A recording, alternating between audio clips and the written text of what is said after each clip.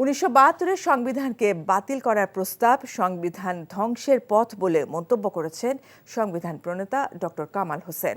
বৃহস্পতিবার supreme court অডিটোরিয়ামে বাংলাদেশ গণতান্ত্রিক আইনজীবী সমিতি আয়োজিত আলোচনা সভায় তিনি এই মন্তব্য করেন। ডক্টর কামাল বলেন, এতদিন যে সংবিধান বহাল আছে তার প্রতি শ্রদ্ধা রেখেই সংবিধান সংশোধন করতে হবে।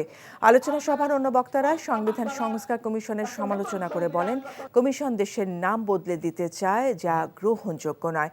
এমনকি কমিশন যেসব প্রস্তাব দিয়েছে তার রাষ্ট্রকে পেছনে নেয়ার ইঙ্গিত বলেও মনে করেন তারা। 1972 সালে আমরা মূল জিনিসটাকে বাদ দেওয়া এটা একদমই ভুল হবে। কেন এতদিন ধরে যেটা ভিত্তিতে দেশকে পরিচালনা করা হয়েছে, জনগণ মেনে নিয়েছে, সেই জিনিসটাকে জাস্ট সেটা ফেলে দিয়ে প্রথম থেকে শেষ পর্যন্ত নতুন একটা সংবিধান করা, এটা কোনোভাবেই এটা যুক্তিসঙ্গত না, গ্রহণযোগ্য না।